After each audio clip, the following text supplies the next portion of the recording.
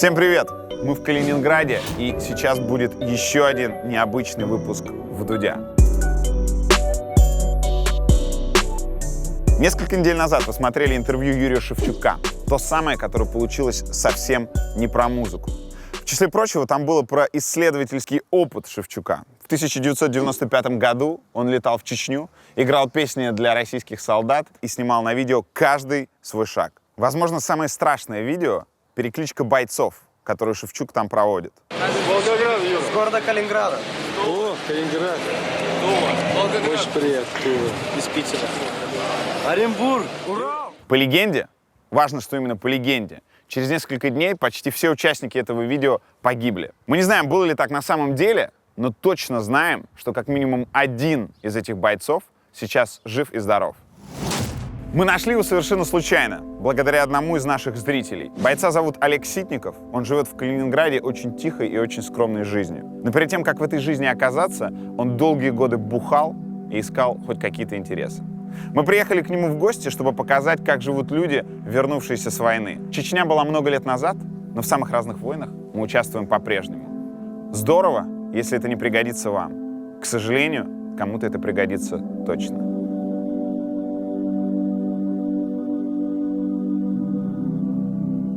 Приветствую. Приветствую. Как вы? Нормально? Можно? Скажите, где мы находимся? Мы находимся в центральном районе в доме ветеранов. А здесь ветеранам дают квартиры в пользование служебное, да? Да, служебное пользование. Не имеющего права ни приватизировать, ничего. Вот, допустим, я умираю, она остается другому ветерану. Ага. Да. Жизнеутверждающий. А это военник, который в Чечне с вами был? И военники Жигулки в Чечню не давали, потому что мы могли там потерять во время обстрела, войны, там всего вот этого.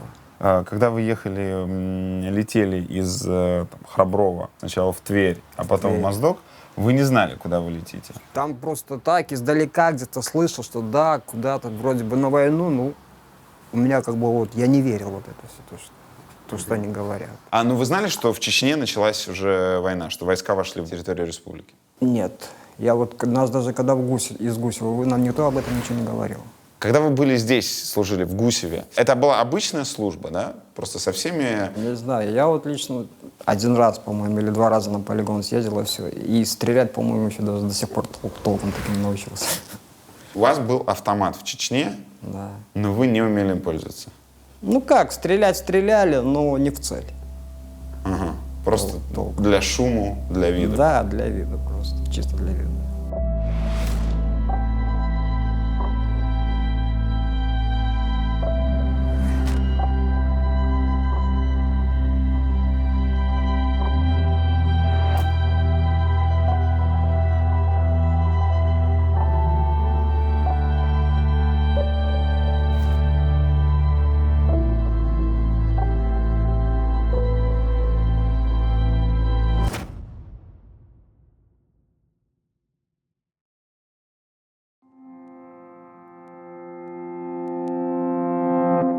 Брали вот таких пацанов, абсолютно неподготовленных, и направляли на неприятные вещи. Что не делалось, кстати, в Афганистане. В Афганистане там полгода.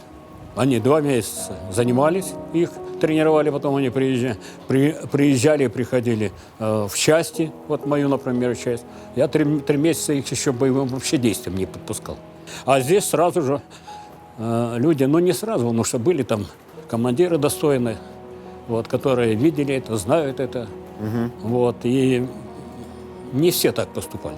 И все думали, что в первые же годы, время этим министром обороны кричал: да мы за неделю все сделаем.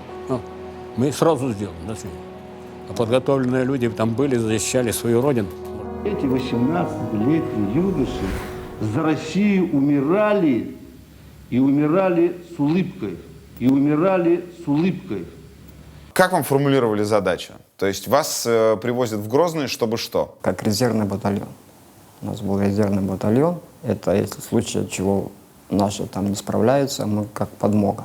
Там же были уже люди, которые дольше вас находились в Грозном. Что они вам рассказывали, когда вы их встретили? Ну, когда встретили, они сразу сказали, вот эту звездочку, которая на шапке, ты звездочку сразу снимай, потому что чеченцы любят по этим звездочкам стрелять в лоб. И издалека хорошо видно цель. Поэтому снимали вот эти звездочки. Чем вы занимались? Вы приехали 4 января, вы стояли резервным полком. Что вы делали? Что было вашим занятием? Стояли в основном на блокпосту или находились в больнице внутри здания. Потом минометный обстрел, там, кто куда, кто успевал прыгать под батарею, кто куда. Кто выживал, кто не выживал. А просто полили по больнице? Да, погибли. И люди погибали, которые были внутри больницы? Погибали, да. Попало, не чувствую себя уже, где-то неделя-две пройдет, уже чувствую себя как на гражданке. Уже не страшно, ни пули там, вот так, вроде бы летает, а так ходишь спокойно по городу. Вы занимались тем, что вытаскивали и опознавали трупы. Вы уходите со своего блокпоста, и вы как? Вы перебежками, вы на БТРе едете на место сражения. Как это происходит, чтобы доставить тело? Нас 4 подозвал офицер, взяли покрывало, нас 4 человека. Берем покрывало, бежим за трупами. Там вот эти стоят БТРы, в наклонке бежишь, пули сверкают, и чтобы тебя не задело, ты в наклонке, потому что попадет не в тебя, а попадет вот в этот БТР. Пробегайся к этим трупам. Каждого трупа 9 человек ложишь на покрывало, и 4 человека тащат его в этот госпиталь. Ну, в подвале, когда притащили, там раненые, битые, разные лежат. Кто кричит, кто стонет. Такие вот звуки. Страх, ужас. Вот когда вы пригибаетесь и тащите мертвого человека, и при этом сами можете стать мертвым, что вы при этом чувствовали? Вообще ничего. Чувствуешь страх, чуть-чуть, грамм, может, не больше. Страшнее мне, по-моему, было, когда меня на полигон, когда мы стреляли на полигоне, когда я с гранатомета стрелял, и мне офицер забыл сказать, что надо, когда стреляешь с гранатомета, надо закрывать рот. Потому что я рот не закрыл, я потом полдня не слышал, как контуженный ходил. Вот это было страшнее мне. Потому что когда с гранатомета стреляешь, надо рот закрывать.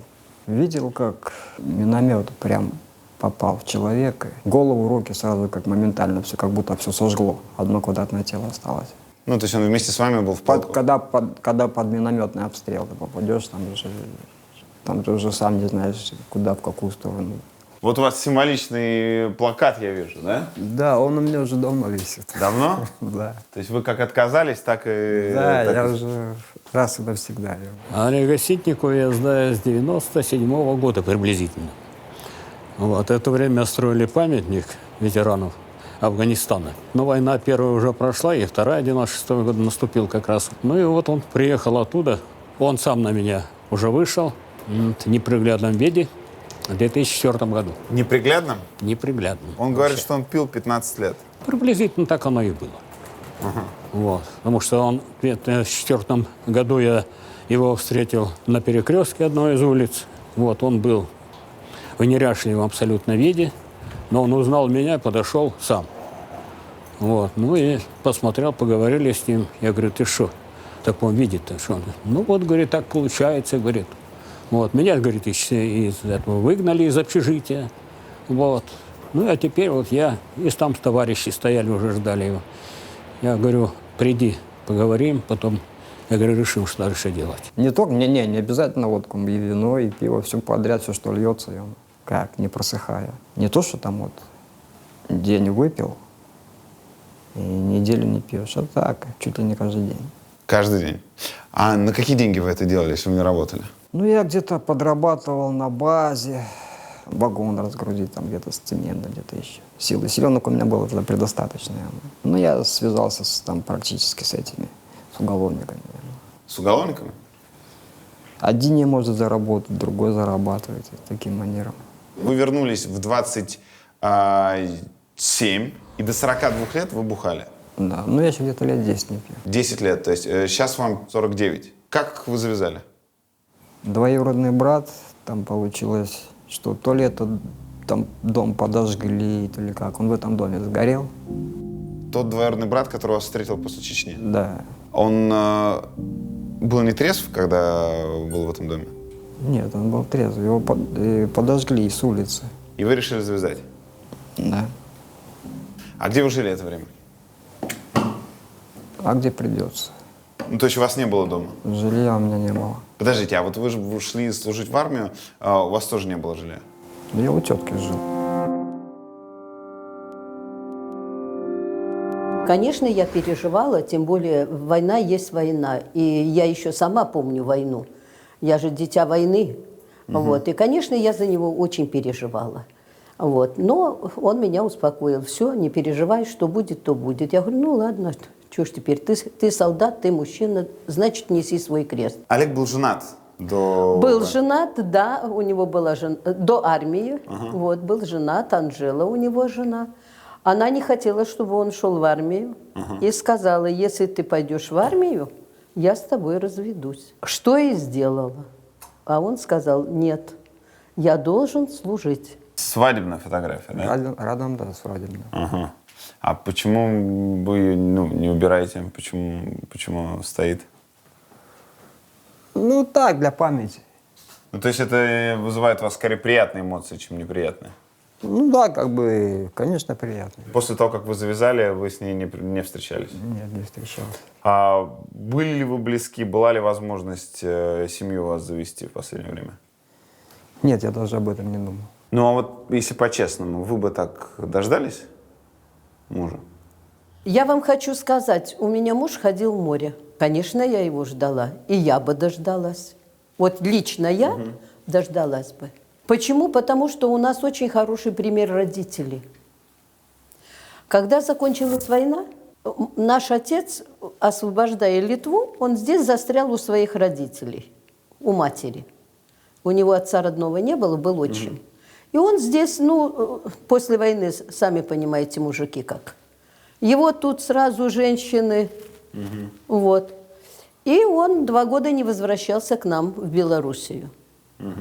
С 45 по 47 он был в Литве и за нами не приезжал. А мама его ждала. Всю войну ждала. И 2 года после войны ждала. И несмотря на то, что никто не знал, жив он или нет, она его все равно ждала. Верность прежде всего. А само понимание, почему вам нужно было... Вот там есть, ну, вот есть вы люди, и есть другие люди. Вот почему их надо убивать, тогда вы понимали? Есть 2 большие разницы. Великая Отечественная война и Чеченская война. Там мы воевали за Родину, а здесь ты воюешь и не знаешь, за что воюешь. В общем дело. Так, а вот это вы когда распечатали? Недавно? Это я распечатал недавно. Это я вот увидел в интернете. Пошел в кодек, они в кодеке мне и распечатали.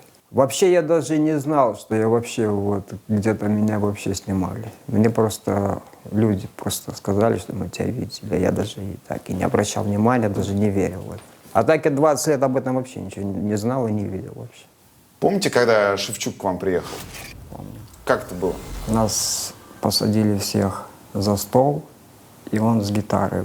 Ему предложили рюмку выпить, он, по-моему, отказался, не помню точно. Вроде бы так и не выпил. И мы спел вот эту песню, что такое небо, это осень, ДДТ. И все, и потом там что-то им, по-моему, подарили, и он уехал. Судьбу кого-то из этих пацанов, которые там были, вы знаете? Я не могу эту судьбу узнать, потому что ни одного там с моего города нету, с Калининграда. А все они, потому что там все были, кто, наверное, с Сибири, кто откуда, кто с Волгограда, кто там со всей России. Там я никак не могу знать.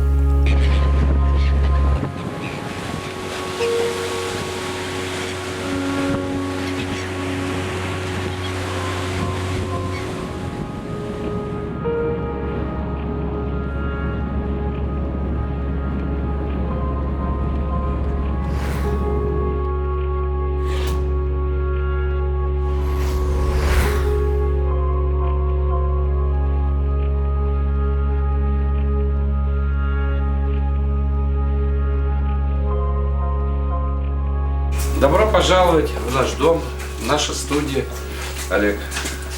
Здесь сидим, работаем. Наше вот оружие, гитары, Аппаратура. аппаратура, да, это мы все возим с собой.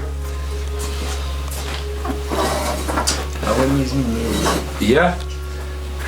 Я вас помню на больничном центре. Ну да, в больничке, да. За столиком.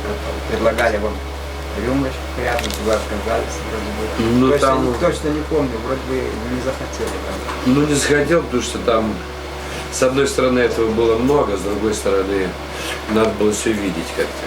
Вот этого паренька я справа помню. Да, да, Да, да. если практически все почувствовали. Сейчас расскажете. Ребята, всех сниму на память. Так, идет съемка, мужики. Все, идет, да. Говорите, кто откуда.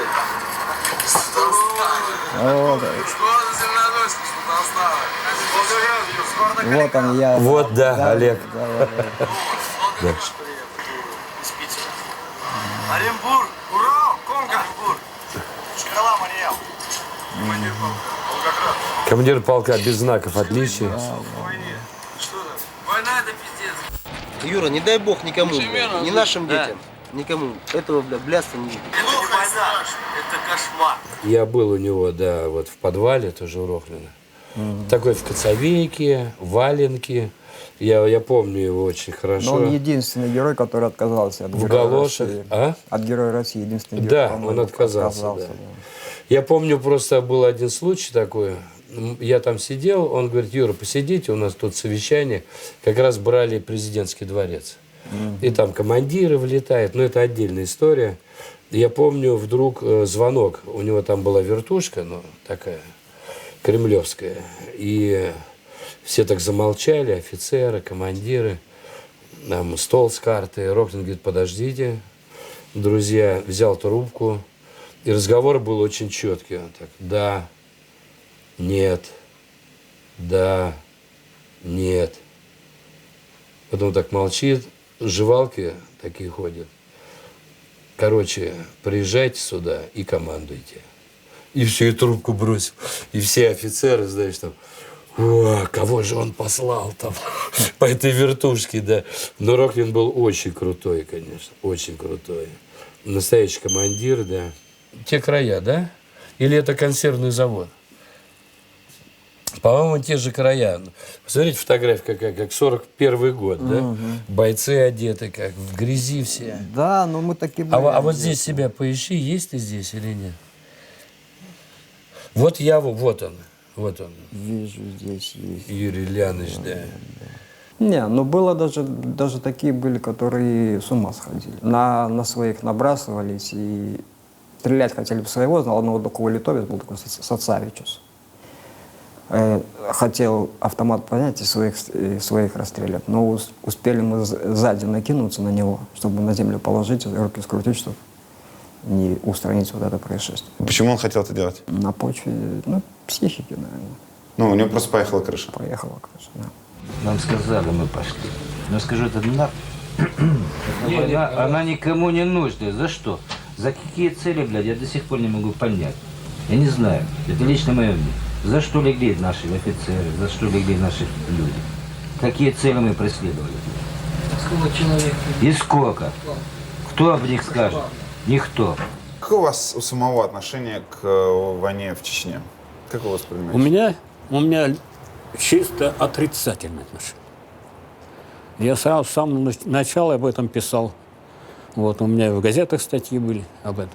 Политическая составляющая, которая лежит ответственность и на Ельцине, как президенте тогда, вот, и особенно на афганце Грачевой, Но министр обороны. вы воевали в Афгане, а Грачев герой Афгана, насколько я понимаю. Ну, Настоящий герой. Да, пересекались мы с ним. Да. А как так получается, что люди, которые сами становились героями войны, принимают такие дикие решения про штурм за 48 часов, ну просто провальные операции проводят?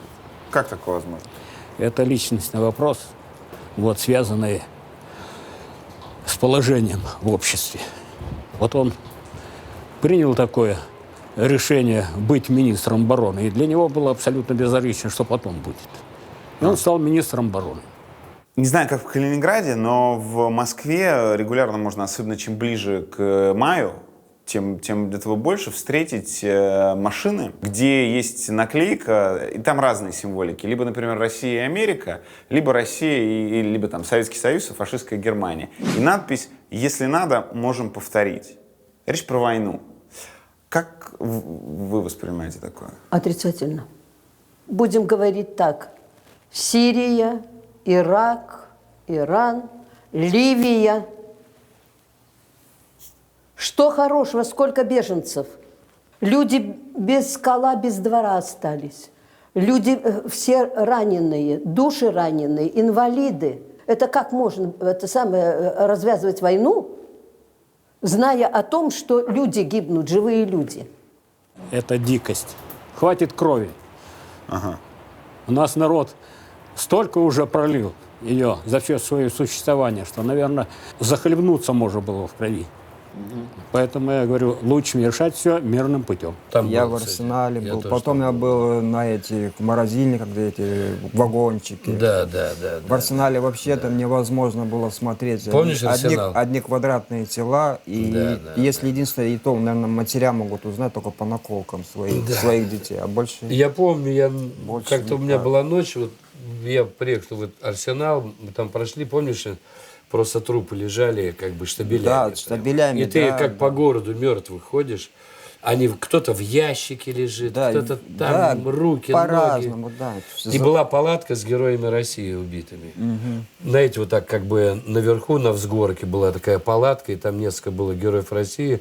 Они были в таких приличных гробах, там какие-то лампы керосиновые, там лампочки горели, нет, электрические. И там вот один танкист, помнишь, который погиб, его там снаряд пробил. Ну, я вот все это видел, молился там всю ночь.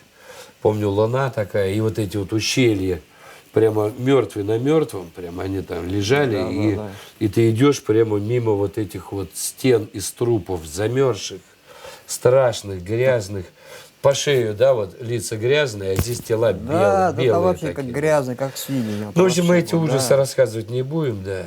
Танкисты получше жили, у них в танке там. Да. Они мне, танкисты, говорят: Юра, что ты там с пехотой сидишь? Смотри, у нас танки все, а там парни деревенские, хозяйственные.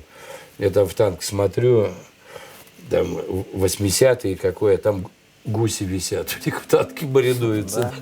Такие чуваки, да. Мне люди чуть младшего поколения, чем ваши, рассказывали про, ну, уже как бы заставшее послевоенное время, рассказывали, что, например, вот в городе Краснодар очень много было коллег после войны, и даже звук у этого был. У них были очень многие, которые передвигались вот на таких вот штуках, и это подшипники были старые, и это звучало так, и как бы вот каждым этим движением напоминало тебе, какая жесть только что произошла. У вас есть, как у ребенка войны, там, самое страшное воспоминание об этом либо во время, либо после? Страшное воспоминание, когда мы приехали сюда в 1947 году, и здесь, в Литве, был страшный голод. И мы, значит, дети, чтобы что-то проглотить, в 1947 году было по колено снегу. Самый холодный и самый суровый был год 1947. И мы из-под снега еще не успели убрать урожай картофеля, и мы из-под снега выковыривали вот этот крахмал, картошку, и родители пекли лепешки. А чуть поодаль мы туда даже боялись ходить. Местные жители рассказывали, что там даже земля дышит, как немцы живыми зарывали людей в рвы. И вот этот ужас, я визуально не видела, но вот эти рассказы, вот этот ужас, что там дышит земля, мы боялись. Я вот рассказывал в предыдущей передаче, что тоже долго в себя приходил и бухал тоже, и все мне бойцы снились, и тяжелая вещь, да. Койку ставил не напротив окна, а прямо вот, меня мать говорит: ты что делаешь? А я диван тащу в простенке между окнами, да, ну, чтобы на всякий случай, чтобы никто не стрельнул. Ну, вот все вот эти вот Кошмары. Вот эти. да, вещи, они просто преследуют. Всегда должна быть дверь видна там и так далее. Ну, в общем, бред такой. Многие погибли уже после. От разных причин, но, как говорил мне один афганец, пули догоняют и через 10 лет, и через 15, и 20, да. У вас сейчас одна работа или две? Две. То есть вы водите погрузчик в порту. А вторая? А вторая в том же месте, только по совместительству трактористом. Трактористом. А там трактора тоже нужны, да? Ну вот снег выпал, снег убирать на 3 месяца. Ну, то есть у вас получается, что есть основная работа, а еще на 3 месяца вы подрабатываете... Как бы, там как бы не особо большие деньги, 5 тысяч в месяц. 5 тысяч в месяц. А основная ваша зарплата сколько? Основная зарплата, 20 тысяч. Хватает этого, чтобы нормально жить? Я не считаю, что это достаточно. Вам приходится жестко экономить или... Нет, бывает такое, что я живу вообще на одних макаронах, как бы себя ущемляю в питании. Почему? Ну, потому что надо и одеться, и как бы и тренироваться, и то, и все. Да и коммунальные платить надо. Коммунальные здесь платят 3 с лишним тысячи. То есть вы платите, вот вы, это ваша квартира, то есть вот все, что вам нужно платить за эту квартиру, это коммунальные платежи. Да. 3 тысячи рублей. 3200, 3300, где-то вот так. Единственное летом, то, что центральное отопление нет, там 1500 платишь. Есть какое-то, может быть, последнее удовольствие, которое вы себе позволили? Когда подумали, что вот сейчас позволю себе небольшую роскошь. Не, я как бы сам по себе человек экономичный, поэтому я позволить себе мог. Я вот то, что мне Федорич Юрий Матвеевич подарил, и то он не подарил, но за 10 тысяч продал сначала АКУ машину. На АКе ездил 2006 года. На АКе? Да. За 10 тысяч рублей? Да, это какая-то, говорит, тебе как подарок будет от афганцев. Так, как она? Нормально. Потом я ее продал, купил уже гольфа. Тоже как, наверное, на гольфе я уже копил, наверное, целый год. Он стоил там 33 тысячи. Это мне надо целый год копить было, чтобы за эти 33 тысячи купить только гольф. А какого это года? Ой, там он и реалитет уже, 83-го года. 83-го механическая коробка? Да, 1.3 инжекторы. На инжекторе ездил. И вот он сейчас вот, по-моему, опять уже сломался, стоит, надо будет опять вот продавать. И вот думаю, потом уже не 83-го, а 91-го опять надо будет копить. 91-го? Да, 91-го. Сколько он стоит? Я думаю, здесь в Калининграде в районе 70-80 тысяч можно нормально купить. О чем вы мечтаете? В данный момент Да. спокойно дожить. Без всяких пьянок и без всяких стрессов. И, если получится, результаты в спорте показать. Вот то, что он ушел в спорт, вот это его идея фикс. Вот спорт для него. Что это такое? Это я для себя как тренажер сделал вот этот вот. Так, давайте, ее уже можно вытащить? Да, конечно. Так. Беру вот эту вот гантель вот. Сколько у меня кило? Килограмм 10 есть, наверное. Так. Вот так вот садимся и качаем бицепс. Можно раз 10, можно раз 20. Можно 30. Можно 30, да. А вы отжимаетесь, подтягиваетесь? Да, я и отжимаюсь, и подтягиваюсь. Сколько раз подтягиваетесь? Я сейчас врать не хочу, подтянуться раз 7 подтянусь. Много сейчас нельзя делать, потому что у меня еще соревнования, энергии как бы Да. надо экономить им. А какие результаты? Что вы хотите? Хочу еще на чемпионат России съездить. По ветеранам? По ветеранам. А, вот смотрите, вы завтра участвуете в чемпионате по Калининградской области. Там в тройку нужно попасть или выиграть, чтобы на чемпионат России поехать? Или результат показать какой-то? Да нет, там могу я и первое место взять. Да? Да. Потому что я в Литву ездил, бронзу взял. Потом в Калининграде здесь я неоднократно первые места брал. Потому что среди моего возраста нет такого человека, который поднимал такие веса.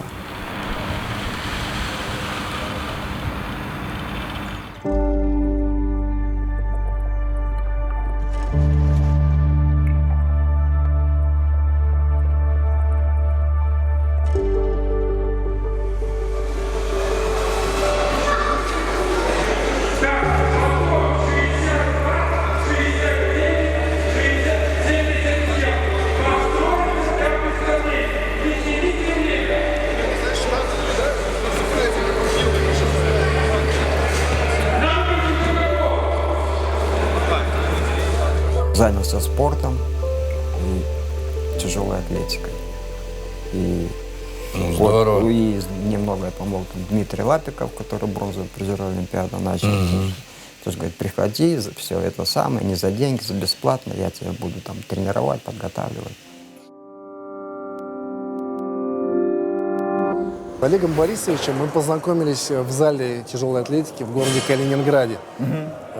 Этот зал был расположен под южной трибуной стадиона «Балтики». О, легендарный. И вот я его увидел в этом зале, зашел, так скажем, скромно одетый человек, видно, очень в себе такой сдержанный. Работал потихонечку со штангой, и это у него получалось довольно-таки красиво. Видно, что человек не первый раз со штангой в руках. Он многим видом спорта занимался, но отдал предпочтение именно тяжелой атлетике. Если говорить о внутреннем стержне, то это тяжелая атлетика, потому что каждый подход к штанге – это испытание себя, это преодоление себя, максимальная концентрация. И когда я вижу его сейчас, когда он приходит в зал, как артист подходит к штанге, вот это максимальная концентрация, и я понимаю, что он с помощью занятием тяжелой атлетики возвращает свое психологическое состояние на позитивный уровень. Я правильно понимаю, что сейчас будет ветеранское соревнование? Ну, то есть мы на чемпионате Калининградской области по тяжелой атлетике. Чемпионат и первенство. И первенство, да. То есть здесь и молодежь, и обычные люди, спортсмены. И сейчас будет ветеранское соревнование, и там Олег, в общем, фаворит. В своей весовой категории на сегодняшний день по своей возрастной группе, да, так и есть. Он нам сказал, что его мечта в жизни сейчас — стать мастером спорта. Насколько это реально? Зная Олега как человека, который ставит перед собой максимальные планки, да, и к этому как-то подбирается. Не будем лукавить, как вы попросили, но это нереально сделать. Нереально. Из-за возраста. Конечно, есть возрастное, то, что организм, связочки, мышцы. Но на уровне кандидата в мастера спорта, и у нас же нормативный вид спорта, да. И по нормативам где-то он в середине между КМСом и мастером спорта. Это, то есть вот такая золотая середина. Но кайфовать можно и без мастера спорта. Абсолютно, абсолютно. Возле, спинку держи. Возле, по-хозяйски с ней. Не экономь, выкладывайся до конца.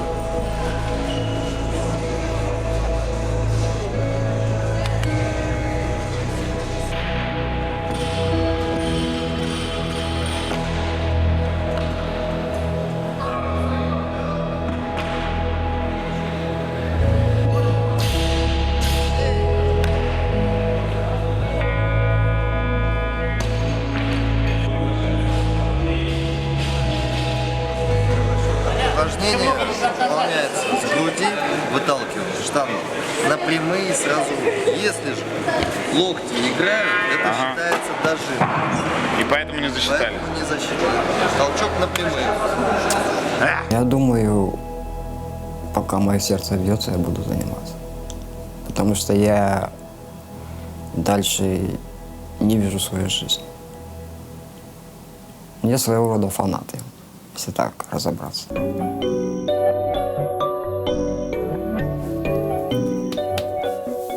Держись, братка. Будем живы, не помрем. Денег нет, но вы держитесь, как сказал у нас один. Из войны надо выходить, да? Да. Она не должна в башке сидеть. Как-то надо, это очень сложно, но выходить надо и заниматься мирной деятельностью, это очень важно. Всем этого желаем, всем, кому сейчас тяжело, у кого пули в башке свистят по ночам. Забывать это нельзя, но мирная жизнь – это очень важно тоже. Всем добра и удачи. Всем. Всем спасибо. Спасибо всем.